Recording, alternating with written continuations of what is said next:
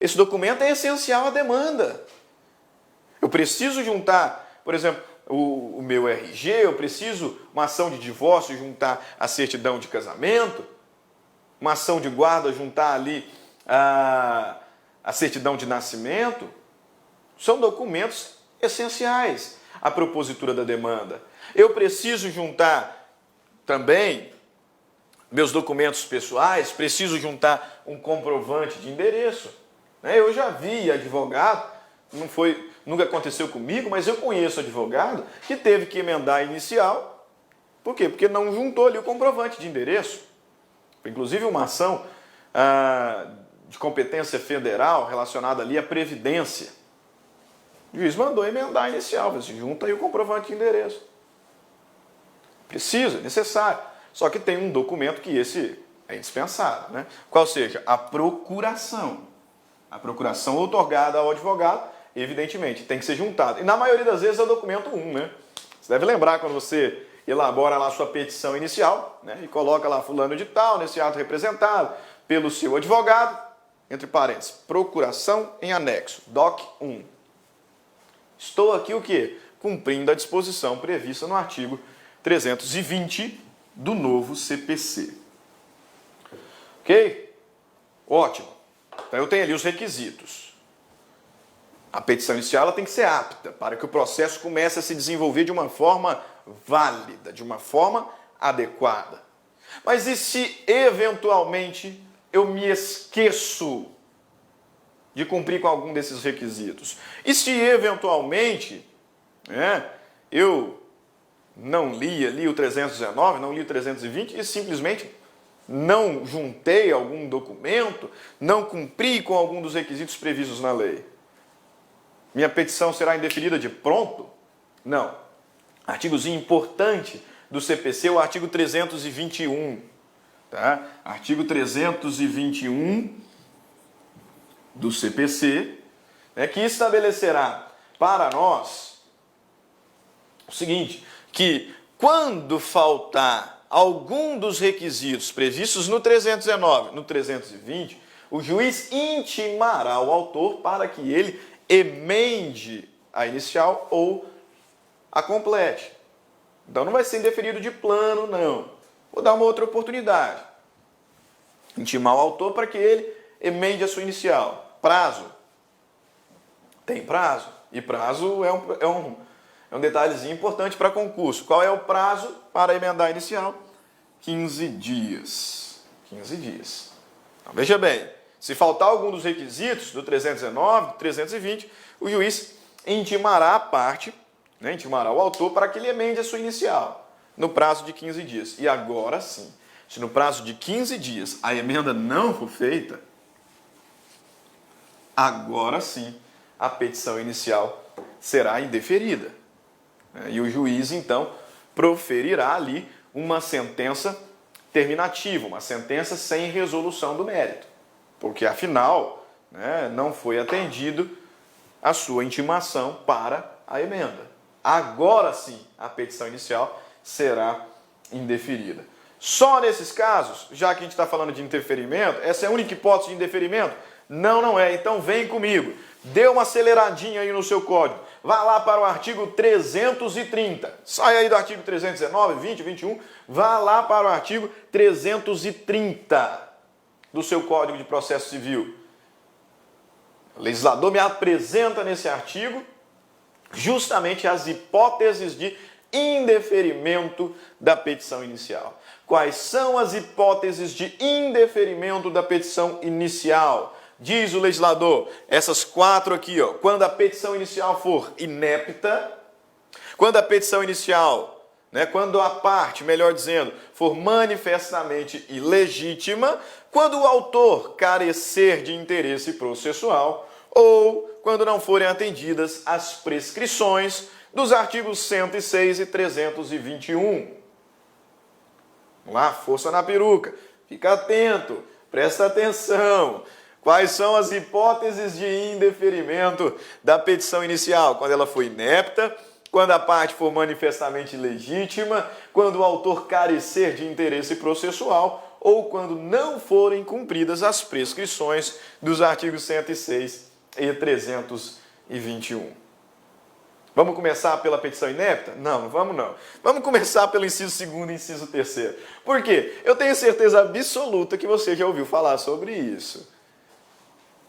Quando a parte for ilegítima, quando o autor carecer de interesse processual, com certeza você já ouviu falar sobre isso. Lá na teoria geral do processo. Do que o legislador está falando aqui? Hein, meus caros, do que o legislador está falando aqui? Isso mesmo, você acertou. Ele está falando das condições da ação. Ele está falando das condições da ação.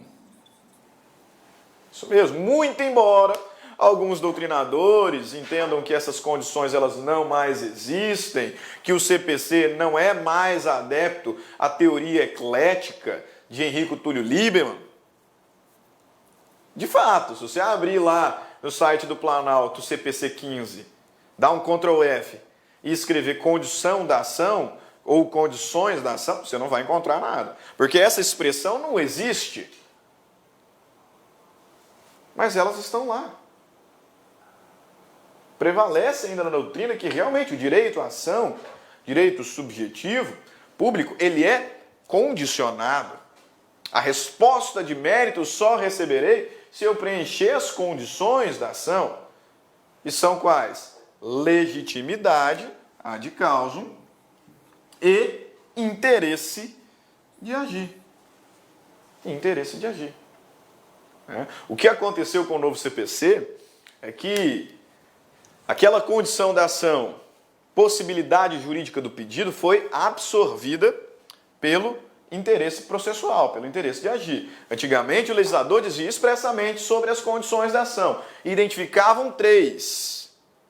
A legitimidade, o interesse de agir e a possibilidade jurídica do pedido.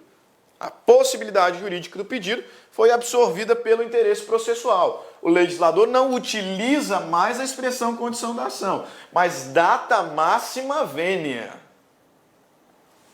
Elas ainda existem.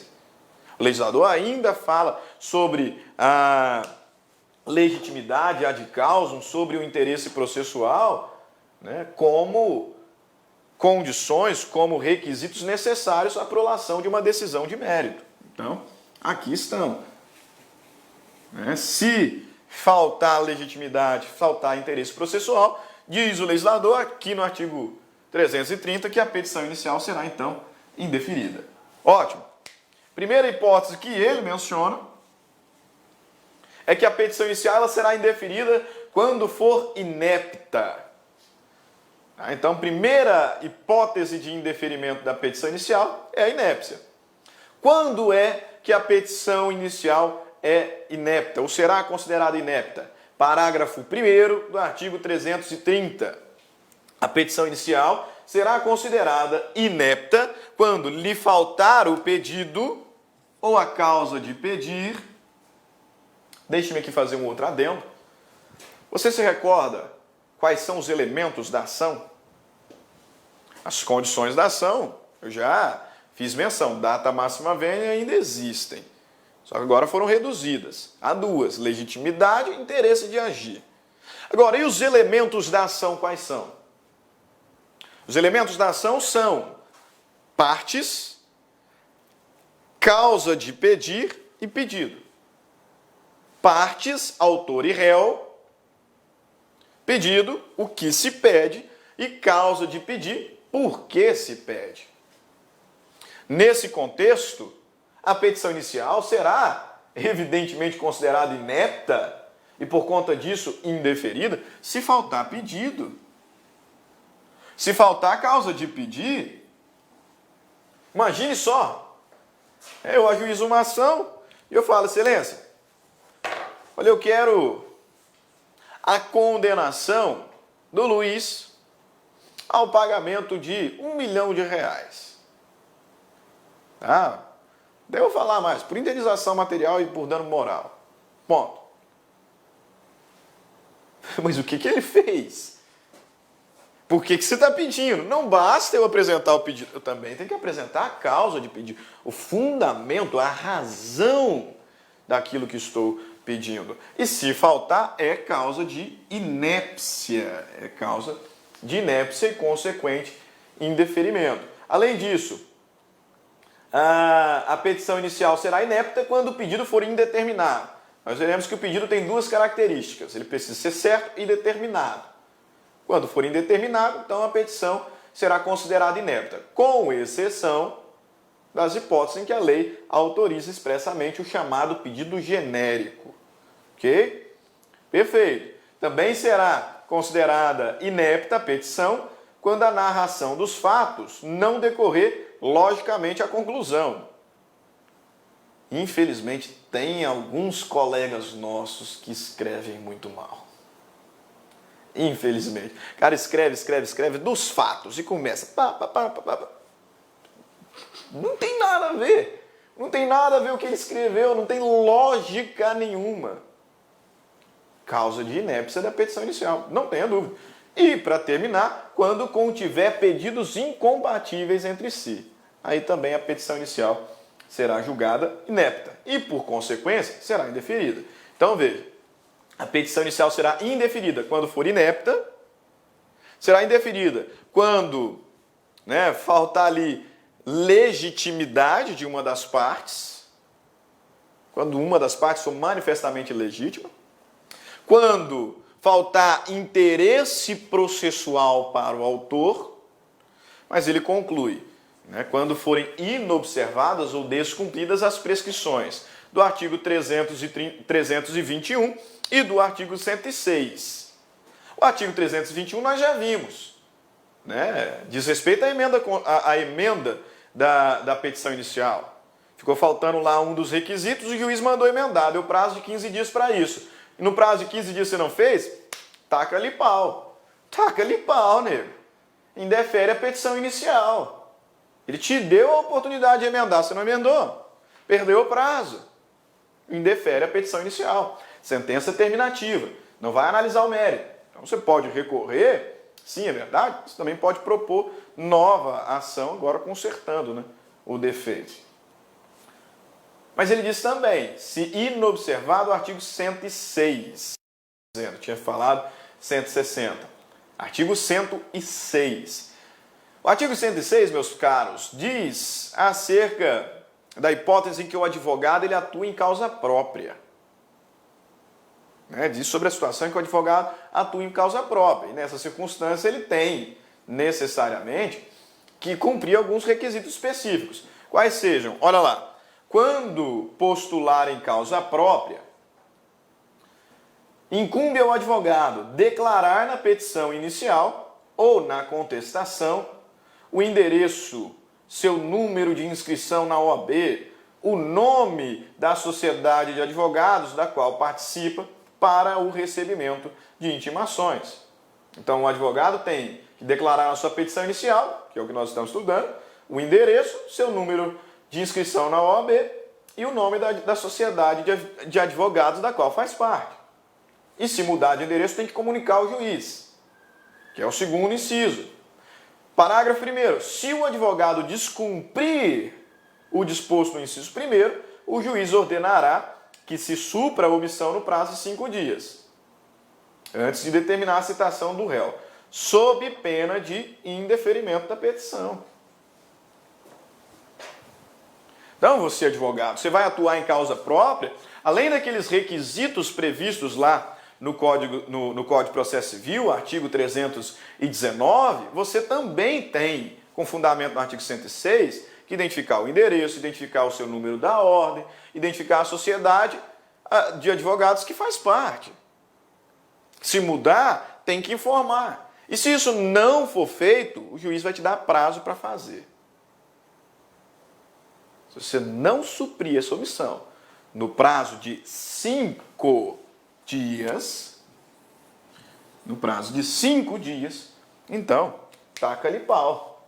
Indeferimento da petição inicial. Indeferimento da petição inicial. Ok? Então essas são as hipóteses de indeferimento da petição inicial. Vejamos aqui uma questãozinha de concurso público, questão da CESP, de auditor de controle externo da Procuradoria, né?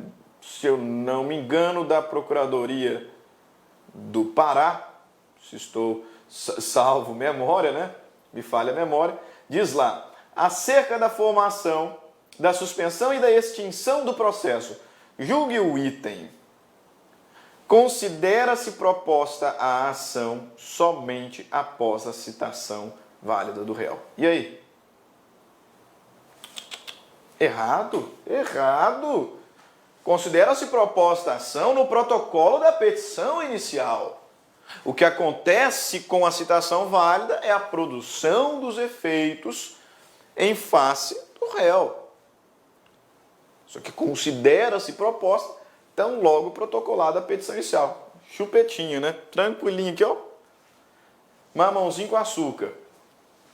Questão da Procuradoria Municipal de Bertolínia, do Piauí, ano de 2016. Sobre a petição inicial, analise as assertivas abaixo e, após, marque a alternativa correta. A petição inicial deve indicar, dentre outros dados, a existência de união estável e o endereço eletrônico do autor e réu. A petição inicial deve indicar, dentre outros dados, a existência de união estável e endereço eletrônico do autor e do réu. Deve? Deve sim. Artigo 319, inciso 2º. Nós observamos que se eventualmente eu não apresentar, não necessariamente a minha petição inicial será indeferida. Mas eu tenho, está lá, é requisito da petição inicial. Eu tenho que indicar o endereço eletrônico do autor, do réu, além de dados, de outros dados, como, por exemplo, a existência de união estável. Então está correta, está correta. 2. O autor deve requerer a realização de audiência de conciliação e mediação. Espera lá. O autor deve requerer a realização de audiência de conciliação e mediação? Não, senhor, ele deve se manifestar. Ele deve dizer se concorda com a realização da audiência de conciliação ou mediação ou se ele dispensa. Ele precisa informar. Inclusive, se ele nada disser, a petição também não será indeferida. Nós consideraremos que ele concorda com a realização da audiência. Mas ele não tem que pleitear, ele não tem que pedir, ele não tem que requerer a realização da audiência. Não. Que é questãozinha de hermenêutica, né? Questãozinha aqui de interpretação. 3. O autor deve requerer a citação do réu. Essa questão, babinha, mamãozinho com açúcar, tiveram vários alunos que erraram. Por quê? Porque fala assim, não, realmente, ele tem que requerer a citação do réu. Onde, filhinho? Onde é que está escrito isso no código? Lá no CPC 73, tudo bem. Aqui não. O legislador não está falando acerca disso. Ele não está dizendo que o autor tem que requerer. Isso é um pedido implícito. Ok? Então, também está errado. De modo que só temos uma assertiva correta e é justamente a primeira. A primeira. Show de bola. Vamos lá. Petição inicial. Batemos. Segundo ponto aqui. Terceiro ponto do nosso slide, porque a gente começou com notas introdutórias. Né? Terceiro ponto aqui do nosso slide, então. Pedido. Pedido. Pedido. Esse ponto é importante, hein? Nós vimos, inclusive, que se eu não apresentar o pedido, a minha petição inicial será declarada inepta e, por consequência, indeferida. Sentença terminativa, extinção do feito sem resolução do mérito. Então, o pedido, não tenho dúvida, é extremamente importante. É no pedido que eu manifesto a tutela jurisdicional que eu pretendo receber e qual é o bem da vida que eu quero. Só que eu gosto muito, né, de uma lição do mestre Fred Didier, quando ele diz que a petição inicial, ela delimita a sentença. né, ipsis literis, ele diz lá